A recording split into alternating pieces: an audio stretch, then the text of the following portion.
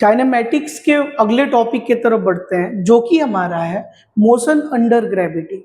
अब ये motion under gravity ना कोई नया टॉपिक नहीं है, यह इक्वेशन ऑफ मोशन का ही अपडेटेड वर्जन है। इक्वेशंस ऑफ मोशन वही तीन इक्वेशंस जो हम लगाया करते थे, कौन कौन से? पहला होता था v equal to u plus a t, second s equal to u t plus half a t square, and third v square equal to u square plus 2as। यही फॉर्मूला था क्या? तीन इक्वेशंस ऑफ मोशन। उसी का एक updated version case है motion under gravity. ठीक है, आगे बढ़ते हैं, थोड़ा सा फॉर्मूले को देखते हैं एक बार। मैंने ये तीन इक्वेशंस ऑफ मोशन लिखे हैं, s equal to u t plus half a t square, v equal to u plus a t और v square equal to u square plus 2as। और मैंने एक लाइन खींचा है नीचे को, ये रिप्रेजेंट कर रहा है कि ये तीनों फॉर्मूले हम कोई भी बस, ट्रक, कार कहीं भी जाता आता था उसमें ये तीन फॉर्मूले लगाते थे। यहाँ पे ए एक्सेलरेशन था जो ना या तो स्पीड को बढ़ाता था या स्पीड को कम करता था। मैंने ऑलरेडी आपको बताया है एक्सेलरेशन का वही काम होता है जो हमारे कार में एक्सेलरेटर और ब्रेक का काम होता है, मतलब स्पीड को या तो घटाना या स्पीड को बढ़ाना। तो इस वाले में एक्सेलरेशन का डायरेक्शन कोई फिक्स नहीं होता था, कुछ भी हो सकता था। a बराबर 5 भी होता था, -5 भी होता था, -10 भी, 5 भी, कुछ भी हो सकता था, प्लस का 20 भी, प्लस का 10 भी, कुछ भी बोल सकते हैं। अगर मैं आऊं मोशन अंडर ग्रेविटी वाले फॉर्मूले में, तो बस यहाँ पे v equal to u plus a t है ना, ये चेंज हो जाता है v equal to u plus g t में। मतलब a के जगह पे यहाँ पे g आ गया, देख रहे हो क्या? और g की वैल्यू फिक्स होती है। g की वैल्यू कितनी होती है? 9.8 मीटर पर सेकेंड स्क्वायर। ये g की वैल्यू फिक्स होती है। अच्छा सर, ये फॉर्मूले लिख तो दिए आपने तीन, v equal to u plus g t, और यहाँ पे s के जगह पे मैंने h लिख दिया है, h equal to u t plus half g t square. Last वहां पे v square equal to u square plus 2as है, जिसके बदले मैंने v square equal to u square plus 2gh लगाया है। अब बस चेंज इतना का आया है कि a के जगह पे मोशन अंडर ग्रेविटी में g आ गया है और s के जगह पे h आ गया है। ठीक है सर, फॉर्मूले तो समझ में आ गया, लेकिन ये यूज कब करेंगे ये समझ नहीं आया। देखो, मोशन अंडर ग्रेविटी का यूज हम करते हैं अगर कोई भी पार्टिकल या कोई भी बॉडी या कोई भी चीज धरती से कांटेक्ट खत्म कर दे। जैसे इस पेन को मैं अगर ऊपर फेंक दूं ना, तो क्या मेरे हाथ से ये ऊपर चला गया? क्या गया ना? तो अब ना ये मेरे कंट्रोल में नहीं है, ये धरती माता के कंट्रोल में है। अगर मैंने इसको ऊपर फेंका तो ये ऊपर जाएगा जाएगा जाएगा, कोई तो है जो इसको रोक रहा है, कोई तो रोक रहा है ना। ये पेन अगर मैंने ऊपर फेंका तो ये ऊपर जाते जाते जाते जाते एक टाइम पे रुकेगा। क्या रुकेगा? तभी जब कोई रोक रहा है। कौन रोक रहा है? ग्रेविटी, धरती माता। ठीक है, अब ये पेन एक बार ऊपर पहुंच गया तो क्या नीचे आना चालू होगा? बिल्कुल चालू होगा। इसको कोई तो है जो नीचे खींच रहा है। कौन खींच रहा है? ग्रेविटी खींच रहा है। ओके, एक और एग्जांपल समझने का ट्राई करते हैं। जैसे मान लो क्रिकेट मैच हो रहा है, क्रिकेट मैच में अगर बॉल एकदम ग्राउंड, विराट कोहली बैटिंग कर रहा है, उसने चौके मारे, एकदम ग्राउंडेड शॉट है, एकदम नीचे नीचे जा रहा है, नीचे नीचे जा रहा है, धरती धरती पे पकड़े हुए जा रहा है, कोई ऊपर नहीं जा रहा है, धरती को कांटेक्ट खत्म नहीं कर रहा है, पर धरती पे ही रह रहा है, तो हम इक्वेशंस ऑफ मोशन यूज करेंगे। मान लो विराट कोहली ने 6 मारा, तो क्या जब 6 मारेगा तो बॉल धरती से कांटेक्ट लूज करेगा कि नहीं करेगा? वो हवा में जाएगा बॉल। जैसे ही कोई चीज हवा में गया, जैसे ही कोई चीज हवा में गया, वो केस आ जाता है मोशन अंडर ग्रेविटी के, है ना। हम लोग बचपन से जो क्रिकेट खेलते हैं, फुटबॉल खेलते हैं, वॉलीबॉल खेलते हैं, कुछ भी खेलो, या तो आप पत्थर फेंकते हो, हर चीज वो मोशन अंडर ग्रेविटी के केस में आता है। अब मोशन अंडर ग्रेविटी में एक दो चीज है जो कि बहुत खास है। इसमें ना एक्सिलरेशन का डायरेक्शन एकदम फिक्स रहता है, जो कि इधर नहीं होता था। इधर एक्सिलरेशन राइट लेफ्ट कहीं भी हो सकता था, इधर का एक्सिलरेशन फिक्स है भाई, हमेशा नीचे के तरफ, जिसको हम जी से रिप्रेजेंट कर रहे हैं, और उसका वैल्यू है 9.8 मीटर पर सेकेंड स्क्वायर। हमेशा इसका डायरेक्शन डाउनवर्ड रहता है, हमेशा डाउनवर्ड रहेगा। ठीक है, तो अगर मैं इस पेन को ऊपर फेंकूं तो आप यही बोलोगे ना कि सर आपके हाथ से ये पेन कितना हाइट ऊपर चला गया है, बोलोगे कि नहीं बोलोगे? ये तो जनरली कम ही लोग बोलते हैं कि आपके हाथ से ये पेन कितना दूर चला गया है। जनरली लोग बोलते हैं कि आपके हाथ से ये पेन कितना ऊपर गया है। अगर मैं किसी बॉल को ऐसे फेंक दूं, थ्रो करूं, तो यही लोग बोलेंगे ना कि कितना ऊपर फेंके भाई, ये थोड़े बोलेंगे कितना दूर फेंके। ये भी बोल सकते हैं कि कितना दूर फेंके, लेकिन ज्यादातर लोग जो यूज करेंगे ना वो यही यूज करेंगे कि बॉल आपने कितना ऊपर फेंका। तो जो भी चीज का कांटेक्ट धरती से खत्म होता है वो सारे चीज मोशन अंडर ग्रेविटी के केस में आता है, और उसमें यही फॉर्मूले लगेंगे। ठीक है, एक बार थोड़ा सा और आगे बढ़ते हैं। यहाँ पे एक दो चीजें जो कि ध्यान देने वाली लिखी हुई है। क्या लिखा हुआ है? If a particle will drop from certain height then its initial velocity will zero। देखो, कोई भी चीज को ना, जैसे ये पेन है मेरे हाथ में, ठीक है, इस पेन को अगर मैं यहां से छोड़ू तो पहले पेन क्या रुका हुआ था, अब इस पेन को मैं छोड़ा तो ना इसका इनिशियल वेलोसिटी जीरो हो जाएगा। ठीक वैसे ही जैसे अगर स्टेशन पे कोई ट्रेन रुकी हुई है ना, और रुकने के बाद रुकी हुई है, पैसेंजर बैठे, अब चलना चालू हुई, तो स्टार्टिंग में क्या ट्रेन रुकी थी कि नहीं रुकी थी? अब चलना चालू हुई ना। तो कोई भी चीज रेस्ट से स्टार्ट होता है ना तो यू जीरो होता है। यहां पे अगर मैं बात करूं, मान लो ये बॉल है, ये एक बॉल है, और इसको ना मैं ड्रॉप कर रहा हूं। क्या कर रहा हूं? ड्रॉप कर रहा हूं। ड्रॉप करने और फेंकने में बहुत बड़ा डिफरेंस है। ड्रॉप करना मतलब इसको छोड़ना, और फेंकना मतलब ताकत लगा के फेंकना, है ना। ड्रॉप करेंगे ना तो u बराबर जीरो है। ये मान लो ऐसे कुछ हाइट है, कुछ हाइट ऊपर से इस पेन को या बॉल को, किसी भी पार्टिकल को मैं ड्रॉप करूं तो u बराबर क्या लिखेंगे? जीरो लिखेंगे, क्योंकि इनिशियली ये रेस्ट पे था भाई। ओके, ये भी दूसरे लाइन में लिखा होगा कि अगर किसी चीज को, मान लो एक बॉल, एक और बॉल है ना, हम लोग बॉल लेके ऊपर ऐसे फेंक दें, क्या होगा? शुरू में तो उसकी स्पीड थी तभी तो ऊपर जा रहा था कि नहीं जा रहा था? बॉल ऊपर जाएगा, ऊपर जाएगा, ऊपर जाएगा। एक टाइम बाद क्या मैक्सिमम हाइट पे जाके वो रुकेगा और नीचे आना चालू होगा कि नहीं होगा? तो यहाँ पे लिखा हुआ है मैक्सिमम हाइट पे इसकी वेलोसिटी जीरो के बराबर होगी। मतलब इसको अगर मैं फेंकूं ना किसी स्पीड से, तो जाते जाते जाते जाते जो सबसे ऊपर वाली दूरी होगी ना, सबसे ऊपर वाली हाइट, वहां पे भी बराबर जीरो होगा। ये आने का केस है और ये जाने का केस है। इसको ड्रॉप किया गया और इसको ऊपर फेंका गया। सिंपल सी बात है, अगर किसी चीज को ड्रॉप करेंगे, जहां भी ऑप्शन ड्रॉप आया वहां u बराबर जीरो हो जाएगा, मतलब इनिशियल वेलोसिटी बराबर क्या आ जाएगा? जीरो आ जाएगा। दूसरी बात, अगर किसी चीज को नीचे से ऊपर फेंके, नीचे से ऊपर फेंके, तो मैक्सिमम हाइट पे भी क्या आ जाएगा? जीरो आ जाएगा। अच्छा, मोशन अंडर ग्रेविटी की ना एक दो चीजें बहुत खास है, बहुत अच्छी चीज है। एक बार सिखाने का ट्राई करता हूं आपको। यहाँ पे एक डायग्राम बनाते हैं फटाफट से। मान लो कि एक बॉल है मेरे पास, थोड़ा अच्छा सा डायग्राम तो बनाने नहीं आता है पर फिर भी ट्राई कर रहा हूं। ये बॉल है, इस बॉल को ना मैं धरती से फेंक रहा हूं। ये ग्रीन कलर का मैंने धरती बना लिया।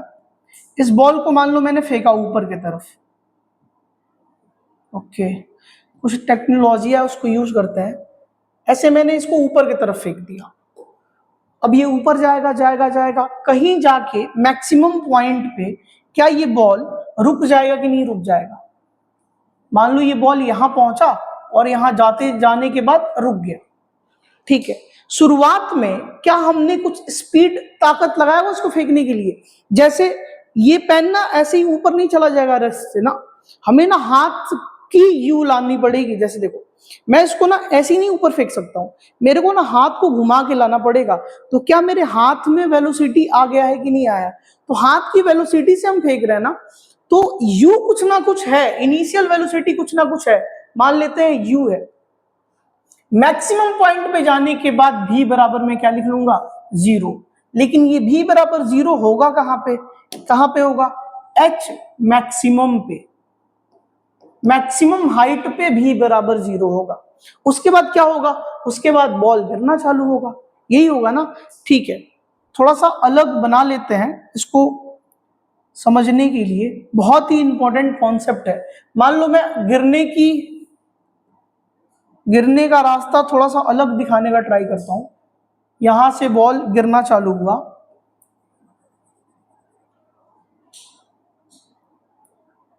सपोज करो यहां से बॉल गिरना चालू हुआ और फिर वापस ये धरती पे आ गया, गया होगा यहीं पे और यहीं पे आया होगा, लेकिन ये ओवरलैप मैं नहीं करना चाहता हूं, इसीलिए बगल में बना लिया। अब ना ये एक बार जाने के टाइम तो भाई यू वेलोसिटी से गया था ना। अब ऊपर ये रेस्ट पे है। अब ये सेकंड वाला मोशन हम एनालिसिस करें ना तो ये ड्रॉप होने लगेगा। ये जब मैक्सिमम हाइट से नीचे की तरफ चलेगा ना, मैक्सिमम हाइट से नीचे की तरफ, तो इसका यू 0 होगा। ठीक है, और यहां पहुंचते पहुंचते वापिस से धरती पे इसका जो स्पीड होगा ना वो फिर से u के बराबर हो जाएगा। लेकिन फर्क इतना ही होगा कि शुरू में जब हमने ऊपर की तरफ फेंका ना तो स्पीड u था, और जब ऊपर से नीचे आ रहा था ना तो u स्पीड था, बस डायरेक्शन बदल गया। मतलब ये हुआ कि एक पत्थर है हमारे हाथ में, पत्थर को अगर हम फेंकेंगे ना 20 मीटर पर सेकंड से और वापिस हाथ पे कैच करने का ट्राई करेंगे ना तो पत्थर वापिस हमारे हाथ पे 20 मीटर पर सेकंड से ही टकराएगा। वापिस से बोलता हूं, थोड़ा सा और स्पीड बढ़ाता हूं। मान लो कि आपने एक भारी सा पत्थर ले लिया, बहुत भारी सा, और उसको 100 मीटर पर सेकंड से फेंक दिया बहुत ही ऊपर, तो आप उसको कैच करने जाओगे ना, जब वापिस से हाथ में पत्थर ऊपर से नीचे आएगा तो उतनी ही स्पीड से आएगा जितने से आपने फेंका था। मतलब इस केस में 100 से ही आएगा। जैसे मैंने यू से फेंका ना तो ये यू से ही नीचे आएगा। अच्छा, एक दो चीजें और हैं। मान लो ऊपर जाने में यहां से यहां तक जाने में अगर टाइम टी लग रहा है, कितना टाइम? यहां से यहां तक जाने में अगर टाइम टी लग रहा है, कितना टाइम लग रहा है? टी। तो यहां से यहां आने में भी टाइम टी लगेगा। अगर आपने बॉल को ऊपर फेंका और बॉल हवा में जाते जाते मैक्सिमम पॉइंट तक 2 सेकंड में गया, तो उस मैक्सिमम पॉइंट से वापस आपके हाथों में आने तक भी 2 सेकंड ही लगेगा। मतलब जितना टाइम जाने का उतना ही टाइम आने का भी, जितना टाइम जाने का उतना ही टाइम आने का। ये बहुत अच्छे कॉन्सेप्ट है। इसके यूज आपके बहुत ही अच्छे अच्छे सवालों में, एडवांस लेवल तक के सवालों में आते हैं, है ना। जिस बच्चों का ये कॉन्सेप्ट बहुत अच्छा क्लियर होगा ना उससे ऑलमोस्ट सारे सवाल बनते हैं। ओके, एक दो चीजें और बताता हूं आपको। जैसे मान लो कि मैं यहां पे अगर स्पीड चेक करूं ना, यहां पे स्पीड, सपोज करो यहां पे जब बॉल था तो क्या बॉल ऊपर की तरफ जा रहा था कि नहीं जा रहा था? आप बोलोगे सर ऊपर की तरफ जा रहा था तभी तो यहां तक पहुंचा। तो यहां तक मान लो स्पीड था 40 मीटर पर सेकेंड, तो इसके just opposite side same level पे एक बार मैंने फेंकने की स्पीड बता दी आपको, यहां से यहां तक की स्पीड, यहां की स्पीड अगर 40 है तो आते टाइम इसी लेवल की स्पीड, बस डायरेक्शन चेंज होगा, 40 मीटर पर सेकेंड ही होगा। इधर जाने की स्पीड, इधर आने की स्पीड, मतलब बराबर लेवल पे ना स्पीड सेम होता है। क्या होता है? बराबर लेवल पे स्पीड सेम होता है। यहां से यहां तक जाने में जो टाइम लगेगा ना वही टाइम यहां से यहां तक आने में लगेगा। थोड़ा बहुत समझ पा रहे हो क्या? ये डायग्राम जरूर से जरूर बना लेना। मैं ये बोल रहा हूं कि मान लो यहां से यहां तक जाने में अगर टाइम t1 लग रहा है, कलर चेंज करते हैं, यहां से यहां तक जाने में टाइम t1 लगता है तो यहां से यहां आने में भी टाइम t1 ही लगेगा। यहां से यहां जाने में t लग रहा है तो यहां से यहां आने में टाइम t ही लगेगा।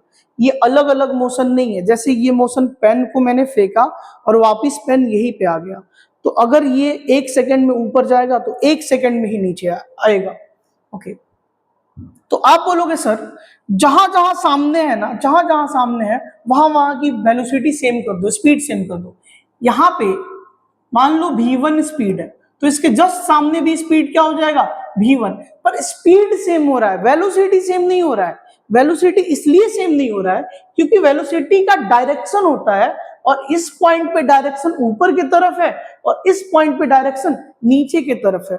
तो वेलोसिटी का डायरेक्शन चेंज हो जाता है पर स्पीड सेम रहता है। क्योंकि स्पीड स्केलर क्वांटिटी है और वेलोसिटी क्या है, वेक्टर क्वांटिटी। एक और एग्जांपल आपके सामने मैं लेने का ट्राई करता हूं, है ना। जैसे मान लो एक बिल्डिंग है, ये बिल्डिंग तो नहीं है, बस रिप्रेजेंट कर रहे हैं लाइन से, और ये धरती है कुछ तो, है ना। इस बिल्डिंग से अगर किसी बॉल को या पत्थर को, जो आप बोल लो, ऊपर फेंक दिया आपने, मान लो ऊपर फेंक दिया, यू वेलोसिटी से आपने ऊपर फेंक दिया। अब पहले ये बॉल ऊपर जाएगा, ठीक है, और नीचे आएगा। अगर जाने में इसको, बिल्डिंग से ऊपर तक जाने में इसको मान लो t1 टाइम लगता है, तो नीचे आने में भी t1 टाइम ही लगेगा। केवल हम जाने का टाइम निकाल लेना तो बिल्डिंग तक वापस आने के टाइम को अलग से कैलकुलेट नहीं करना पड़ेगा, हमें केवल और केवल 2 से मल्टीप्लाई करना पड़ेगा। ठीक है, एक बार फटाफट से वापस से रिकैप करते हैं। मोशन अंडर ग्रेविटी में जो चीज भी धरती से कांटेक्ट खत्म कर दे वो मोशन अंडर ग्रेविटी के केस में आ जाएगा। इक्वेशंस ऑफ मोशन 3 होते थे, कौन कौन से? v equal to u plus a t, s equal to u t plus half a t square and v square equal to u square plus 2as। उसी तीनों को इधर चेंज किया है, v equal to u plus g t, h equal to u t plus half g t square and v square equal to u square plus 2gh में। ठीक है, बस चेंज इतना ही है कि s के जगह पे h आ गया है और a के जगह पे g आ गया है। वहां पे क्या था, इक्वेशंस के टाइम हम क्या पढ़ते थे कि कोई भी चीज रेस्ट से स्टार्ट हो तो u बराबर 0 मानते हैं।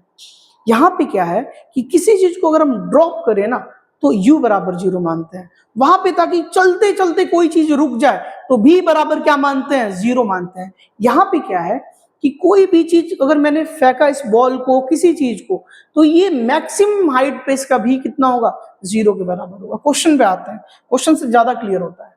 ठीक है, पहला सवाल आपके सामने लिखा हुआ है। पहले 3 सवाल को मैं बनाऊंगा, बहुत ही बेसिक सवाल होगा, जिसमें हम फॉर्मूला लगाना सीखेंगे, डाटा लिखना सीखेंगे। ठीक है, क्वेश्चन पढ़ते हैं एक बार। क्वेश्चन है, ए बॉल इज ड्रॉप्ड। क्या ड्रॉप्ड वाला केस आ गया क्या? अगर किसी चीज को ड्रॉप किया जाएगा तो आप आंख बंद करके क्या u बराबर 0 लिखोगे कि नहीं लिखोगे? अभी अभी मैंने इतने प्यार से बताया कि किसी चीज को ड्रॉप करने पे u क्या हो जाता है, 0 हो जाता है। एक बार में ही क्वेश्चन पढ़ेंगे, डाटा लिख लेंगे, फिर वापिस से सवाल नहीं पढ़ेंगे, उसमें ज्यादा टाइम जाता है। तो अगर बॉल को ड्रॉप किया गया from a height 80 metre, height कितना लिया गया, 80 मीटर, 80 मीटर की बिल्डिंग से एक बॉल को ड्रॉप किया गया। Then find its speed. अच्छा, पहले u 0 है तो बाद का स्पीड ही तो पूछ रहा है मेरे से। फाइंड इट्स स्पीड, और g को बोला है 10 मीटर पर सेकंड स्क्वायर लेने को। कितना लेने को, 10 मीटर पर सेकंड स्क्वायर लेने को। आप बोलोगे सर अभी अभी तो आप बोले थे कि g इक्वल टू 9.8 होता है। भाई g की वैल्यू होती है 9.8 मीटर पर सेकंड स्क्वायर, ये लगभग 10 के बराबर है। अगर क्वेश्चन में दिया हुआ है कि g को 10 मानना है तो हम 10 मानेंगे। अगर क्वेश्चन में कुछ नहीं बोला है, g के बारे में कोई डिस्कशन नहीं है, तो g की वैल्यू हम 9.8 रखेंगे। कोई डाउट तो नहीं है? अगर डिस्कशन क्वेश्चन में g की वैल्यू की नहीं की है तो हम 9.8 ही मानते हैं। ओके, हमें यहाँ पे भी निकालना है। मोशन अंडर ग्रेविटी के केस में एक चीज का हमेशा ध्यान रखना है, डायरेक्शन का ना साइन हमें सपोज करना पड़ेगा। जैसे इस क्वेश्चन में बोल रखा है कि एक बिल्डिंग है, ये बिल्डिंग लाइन से रिप्रेजेंट कर रहा हूं मैं, और इधर ग्राउंड बना दे रहा हूं। सपोज करो ये ग्राउंड है। इस बिल्डिंग से किसी चीज को ड्रॉप किया गया है, तो यहां पे पहुंचने के बाद बॉल की वेलोसिटी पूछ रहा है। आपको मोशन अंडर ग्रेविटी में ना एक वर्टिकल लाइन खींच लोगे ना और वहां डेटा रिप्रेजेंट कर दोगे ना, आधा सवाल वही बन जाएगा। अच्छा, ये ना वैल्यू लिख दिया, v u g h सब आ रहा है। अगर मैं आपसे पूछूं कौन सा फॉर्मूला लगेगा, तो आप देख के बोल सकते हो कि सर 3 फॉर्मूले अभी अभी आपने लिखाया, v equal to u plus g t, फिर कौन सा था, h equal to u t plus half g t square, और लास्ट था v square equal to u square plus 2gh। Sir देखो यहाँ पे u और g सारे फॉर्मूले में है, तो u और g को नहीं ढूंढेंगे, h और v को ढूंढेंगे। पहले वाले फॉर्मूले में h नहीं है तो पहला वाला फॉर्मूला गायब, दूसरे वाले फॉर्मूले में h है लेकिन v नहीं है तो दूसरा वाला फॉर्मूला गायब। थर्ड वाले फॉर्मूले को सर यूज करेंगे इसमें, ठीक है, थर्ड वाले को यूज करेंगे। हम क्या करते हैं मोशन अंडर ग्रेविटी के केस में एक डायरेक्शन को पॉजिटिव मानते हैं। अब डायरेक्शन किसको पॉजिटिव मानेंगे? मोशन अंडर ग्रेविटी में या तो ऊपर का डायरेक्शन है या नीचे का डायरेक्शन है। जैसे ये अगर बॉल कुछ हाइट पे है तो ये नीचे आएगा, है ना। अब यहां से तो ऊपर है पर यहां से बॉल नीचे आएगा, तो हम ना डायरेक्शन पॉजिटिव उसी को जनरली कंसीडर करेंगे जिधर डेटा ज्यादा हो। अगर मैं आपसे पूछूं कि भाई मेरे को बता इसमें जी का डायरेक्शन किधर है, तो आप बोलोगे सर ग्रेविटी तो हमेशा नीचे ही रहता है, मतलब जी का डायरेक्शन तो नीचे ही है। क्या ये इनिशियल पॉइंट है और ये फाइनल पॉइंट है किस चीज की? बॉल की। तो बॉल की जो डिस्प्लेसमेंट है वो इधर की तरफ है कि नहीं है? तो एच का डायरेक्शन भी किधर है? नीचे की तरफ। जहां दो या दो से ज्यादा डेटा नीचे की तरफ रहे या ऊपर की तरफ रहे तो दो या दो से ज्यादा डेटा वाले को हम पॉजिटिव मानते हैं। तो इस केस में हम मान लेंगे नीचे को पॉजिटिव, तो ऊपर कोई भी चीज रहेगा तो नेगेटिव हो जाएगा, अगर नहीं रहेगा तो कोई बात ही नहीं है। मतलब अगर मैं यहाँ फॉर्मूला लगाना चाहूं तो लगाऊंगा v square equal to u square plus 2gh। हमसे क्या पूछा है? v का वैल्यू पूछा है, u क्या 0 का स्क्वायर 0 प्लस 2g का वैल्यू कितना दे रखा है? g का वैल्यू कितना दे रखा है? 10 दे रखा है, और h का वैल्यू 80 दे रखा है। अब आप बोलोगे सर ये 1600 हो जाएगा, तो v स्क्वायर का वैल्यू कितना हो जाएगा? 1600, एंड v का वैल्यू हो जाएगा √1600, और ये आ जाएगा 40 मीटर पर सेकेंड। कोई ऑप्शन मैच कर रहा है क्या? बिल्कुल ऑप्शन सी मैच कर रहा है। हमें क्या करना है, सुनो, डेटा लिखना है, u बराबर 0 पहचानना है कब होगा, v बराबर 0 पहचानना है कब होगा। g का डायरेक्शन फिक्स है, अगर दिया हुआ रहे क्वेश्चन में कि 10 यूज करो तो 10 लिखेंगे, नहीं दिया रहे तो बाय डिफॉल्ट 9.8 लेंगे, ठीक है। और एक डायरेक्शन कंसीडर करेंगे कि नीचे को पॉजिटिव मान रहे हैं या ऊपर को पॉजिटिव मान रहे हैं। कोई डाउट तो नहीं है इस क्वेश्चन में। उसके बाद फॉर्मूले का सिलेक्शन करना आपको ऑलरेडी आता है।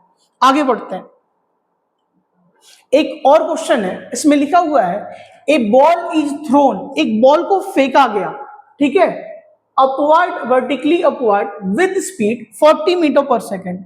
एक बॉल को मान लो ये बॉल है, इसको ऊपर की तरफ फेंका गया, कितने स्पीड से?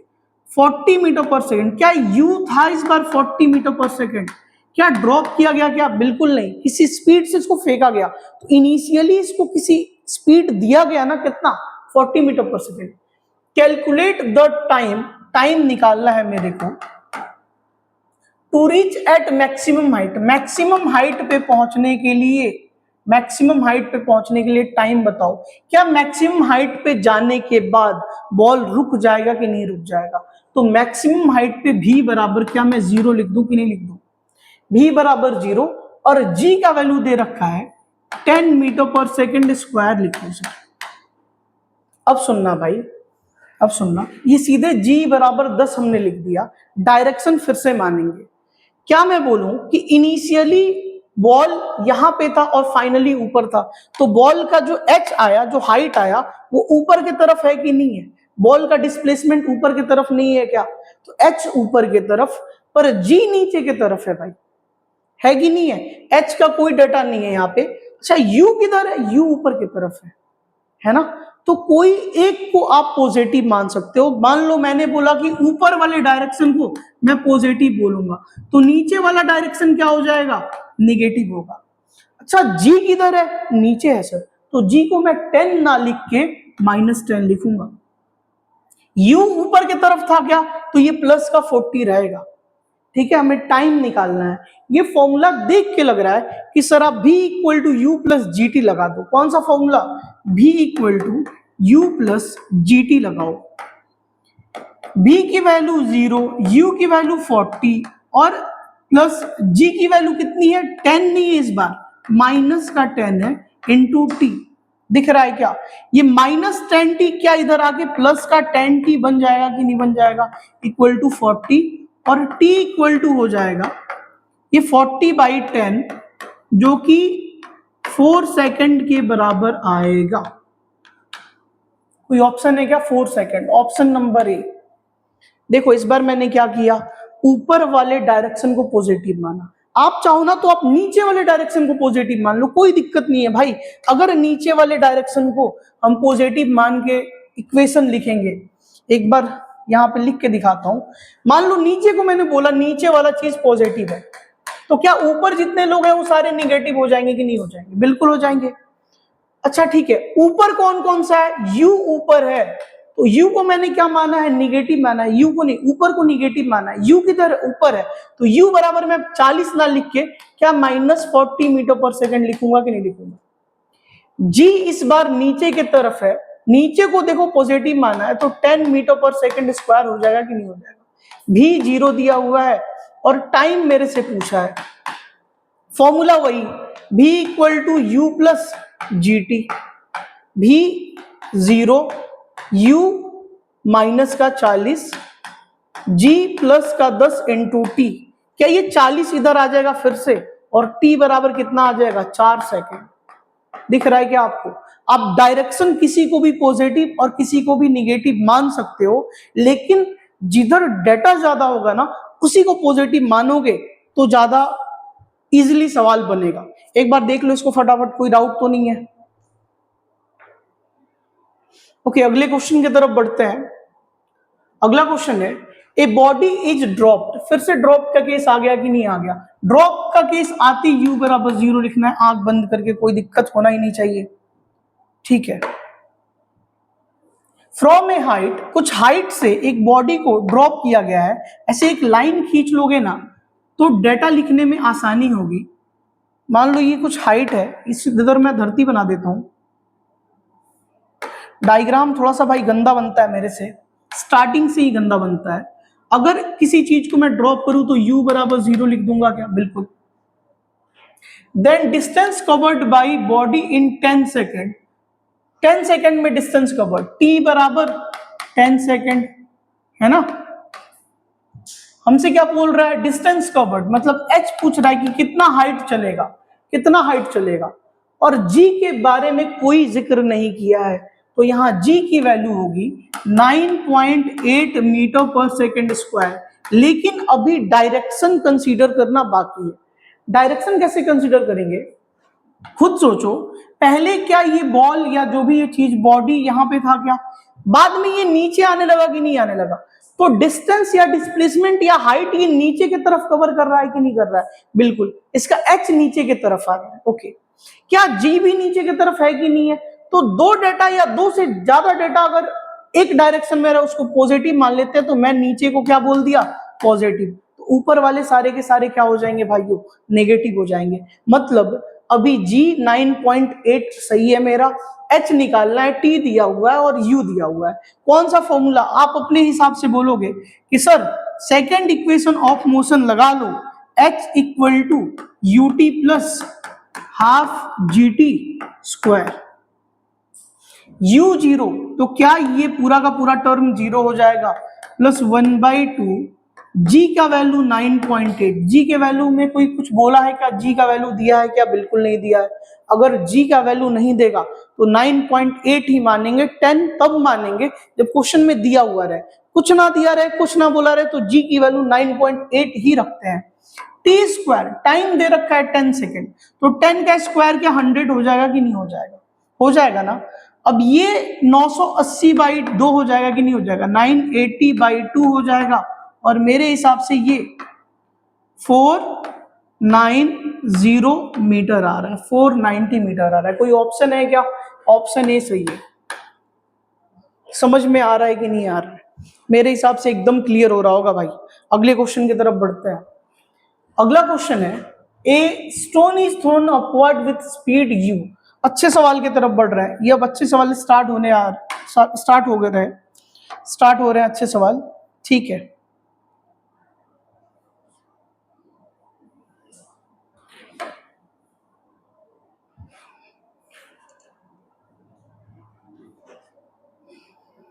अगले सवाल की तरफ बढ़ते हैं। ओके, अभी अच्छे सवाल स्टार्ट होने लगे हैं। ये क्वेश्चन एक बार पढ़ते हैं। A stone throne upward with a speed you, एक स्टोन को, एक पत्थर को ऊपर की तरफ फेंका गया, कितने स्पीड से? यू स्पीड से बोल रखा है, स्पीड इनिशियल वेलोसिटी दे रखा है यू, ठीक है। आगे क्या बोल रखा है? फ्रॉम टॉप ऑफ टावर, एक टावर के टॉप से, एक टावर बना ले क्या? टावर क्या बनाना है? ऐसे कुछ खींच दो लाइन, यही टावर हो गया, और नीचे ऐसे कुछ बना दो, धरती हो गया।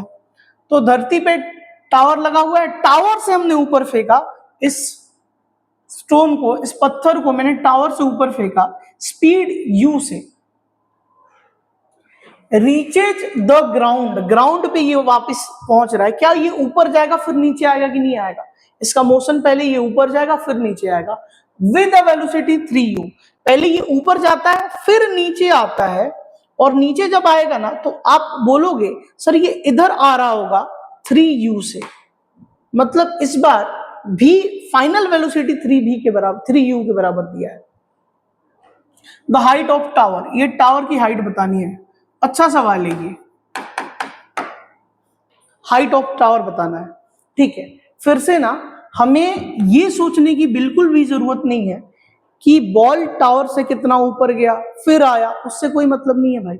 हमें ये स्टार्टिंग पॉइंट और फाइनल पॉइंट पता है ना, दो कोई भी पॉइंट पता रहे ना, हम उनके बीच इक्वेशंस लगा सकते हैं। कैसे लगाएंगे देखो, पहले हमें ना डायरेक्शन कंसीडर करना पड़ेगा। खुद सोच के बताओ, क्या जब बॉल गिर रहा था, टावर से नीचे गिर रहा था, तो स्पीड नीचे की तरफ थी? स्पीड तो कुछ होगा, वेलोसिटी का डायरेक्शन तो नीचे की तरफ था ना, मतलब वेलोसिटी नीचे की तरफ, फाइनल वेलोसिटी नीचे। देखते हैं कौन कौन सी चीजें हैं। जी हमेशा नीचे ही रहता है। क्या डिस्प्लेसमेंट यहां से लेके यहां तक नहीं हुआ? स्टार्टिंग में यहां था, कवर की तरफ किया डिस्टेंस नीचे, तो एच भी और जी नीचे की तरफ है, तो ज्यादातर डेटा नीचे है। तो मैं नीचे को पॉजिटिव मान लू कि नहीं मान लू? नीचे को पॉजिटिव मान लू क्या? नीचे को अगर पॉजिटिव माना तो u बराबर जो इनिशियल वेलोसिटी है, क्या ये ऊपर की तरफ है? नीचे पॉजिटिव तो ऊपर क्या हो जाएगा? नेगेटिव। तो u बराबर माइनस यू लिख सकते हैं क्या? v बराबर दिया हुआ है 3u के बराबर। v क्या नीचे की तरफ है कि नहीं है? ओके, हमसे हाइट पूछा है, हाइट क्या किया है? पूछा है, और g के बारे में कुछ नहीं दिया है, तो g को हम प्लस g के साथ ही लिखेंगे। कोई डाउट तो नहीं है इसमें? ओके, आप देख के बोल सकते हो कि सर थर्ड वाला इक्वेशन लगा दो, v square equal to u square plus 2gh। ये फॉर्मूला फटाफट से यूज करते हैं और आंसर लेके आते हैं।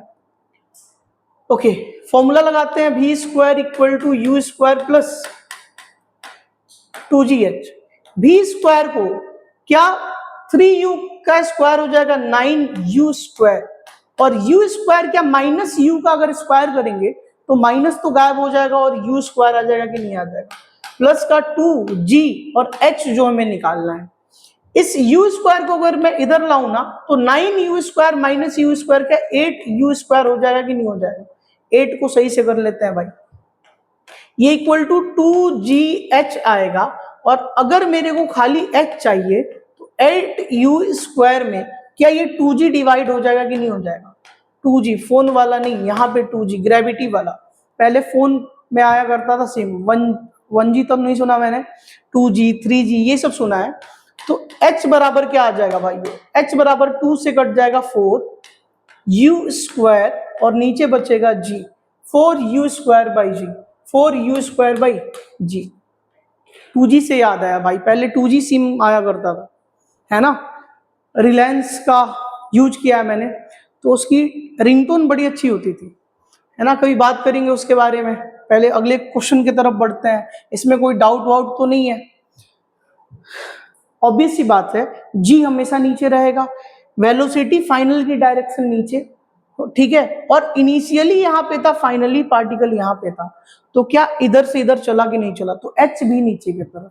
तीन तीन डेटा जब नीचे की तरफ रहेगा तो ऑब्वियस सी बात है हम नीचे को पॉजिटिव मानेंगे, ऊपर को पॉजिटिव मानेंगे तो भी बन जाएगा, लेकिन माइनस माइनस का चक्कर पड़ेगा।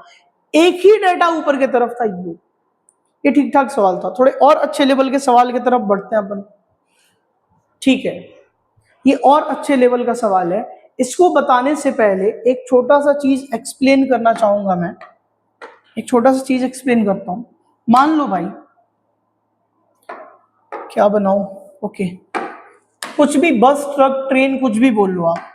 जैसे बहुत लोगों का आदत होता है ना, वो ट्रेन में चलते चलते क्या करते हैं कि पानी की बोतल, कोई भी प्लास्टिक नीचे गिरा देता है, खिड़की से हाथ निकालते हैं और प्लास्टिक की बोतल गिरा दिया या कोई भी चीज फेंक दिया। ये नहीं कि डस्टबिन में जाके डाले, वो फटाफट शीशे से हाथ नीचे करेंगे, ट्रेन चल रही है, क्या ही फर्क पड़ रहा है, गंदा हो रहा है देश, कोई बात नहीं, फटाफट से गिरा दिए।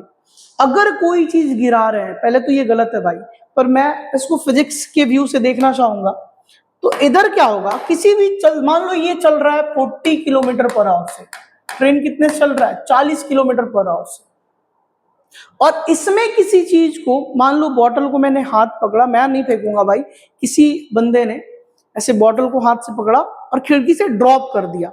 अगर चलती हुई चीज से किसी चीज को ड्रॉप करेंगे ना, ड्रॉप करेंगे किसी भी ऑब्जेक्ट का, तो वो सीधे नहीं गिरेगा, उस ड्रॉप किए हुए ऑब्जेक्ट का स्पीड जो होगा ना, वो ट्रेन के बराबर हो जाएगा।